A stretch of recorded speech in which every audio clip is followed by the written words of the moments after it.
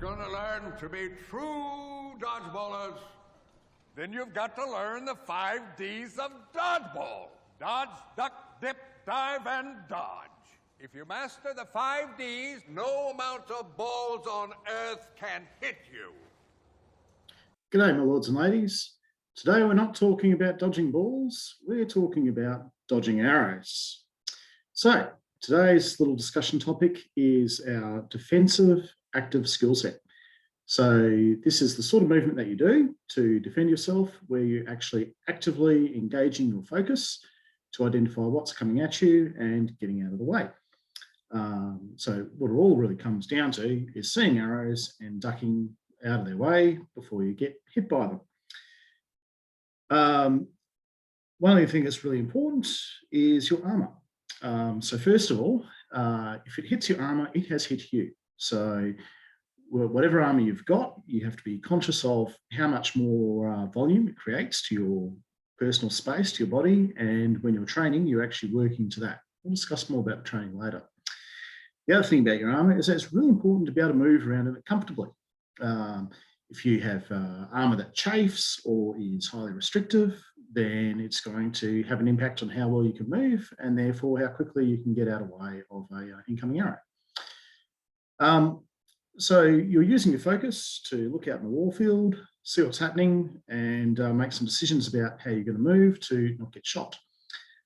So fairly obviously, if someone has just loosed an arrow at you, you've got a split second, or maybe a second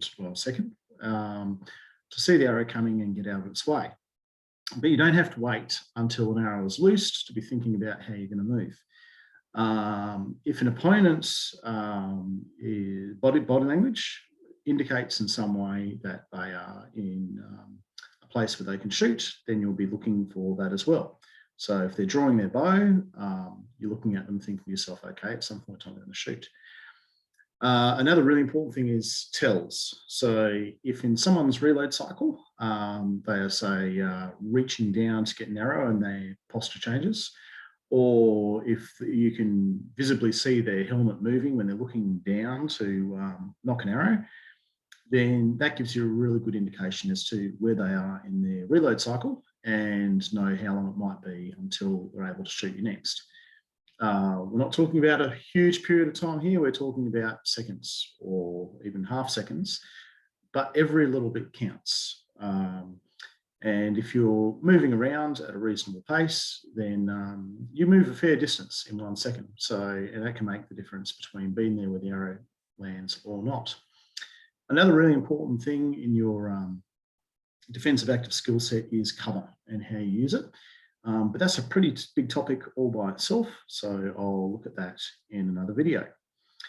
So it's all about looking at the war field, seeing what the other archers are doing, being ready for the arrow when it comes, and not being there when it would otherwise hit you. Training for this is really, really easy, right? You just simply find a bunch of people who are doing archery, and it could be at a SEA training session, and you just ask a bunch of people who would like to shoot at somebody in armour. And there's never, ever, ever, ever a lack of people who want to line up and shoot at you. And that's really good training for you. So take advantage of that. It also gives them a whole bunch of fun, and that's fantastic. A good way of encouraging new people to get involved in the SEA and involved in archery and involved in combat archery is for them to have the opportunity to shoot around at a live, moving human target. And with any luck, they'll be hooked in and get involved themselves. So great way to get new people involved as well. So if there's any challenge whatsoever, it is that of probably not having enough arrows to go around. You'll be continuously re-inspecting. So you get a bunch of people who are willing to line up and shoot at you. You should start at a distance that you feel comfortable with. And initially that's probably going to be a reasonably large distance, and just get people to shoot at you, and you'll see the arrows coming, you'll get out of the way, you'll see people loosing, you'll try and anticipate what they're going to do next, I'll try and anticipate what you're trying to do next as well, and change from shooting at your head to shooting your leg and that sort of thing.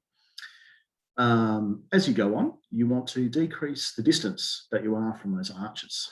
And basically, every time you do this, you want to try and push your comfort zone. So if you feel nice and comfortable at 35 metres, then at some point in time, you want to close up to, say, 25 metres where you feel uncomfortable, and then keep on practicing ducking and dodging from that range. And you just keep on tightening it up until you get as close as you possibly can, bearing in mind, of course, that you're not coming closer than minimum range.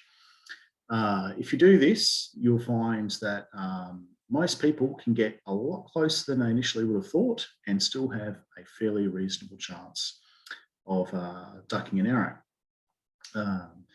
What you can also do to add a little bit more to the exercise is have one or two people who are out of your line of sight also shooting at you. So you might have, say, 3 or 4 archers on a line, and then you'd set up one person who's off to one side. You've got to be very careful, of course, that nobody's shooting in the direction of the other archers, such that you can't actually see 1 or 2 archers who are shooting at you.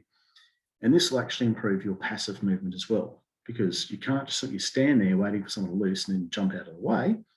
You also have to be moving so that the person that you can't see isn't getting a nice clean shot at you as well. You're going to be doing all this in your armour. Fairly obviously, it would be a very silly thing to stand in front of a bunch of people with blunts without armour on. And part of the exercise is getting acclimatised to how big your body is with all your armour on. And it does make a difference. So we have all had our bodies since the day we were born. We're used to how big they are. We know how much you have to bend over to get under a low tree branch. We know how far we have to move our bodies to scooch our way around a corner or something like that. You put armour on and everything's slightly bigger. So by doing this exercise, you're getting used to the idea of this is how far I have to move, so that the arrows aren't hitting me in my armour, where, if you didn't have armour on, there would be nobody there at all. Anyway, that's pretty much all we have today. Thank you very much for watching.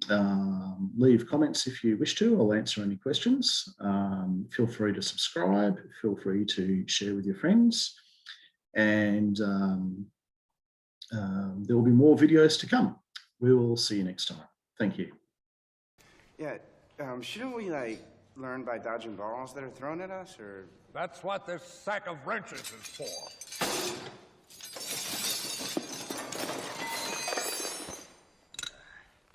If you can dodge a wrench, you can dodge a ball. What? Oh!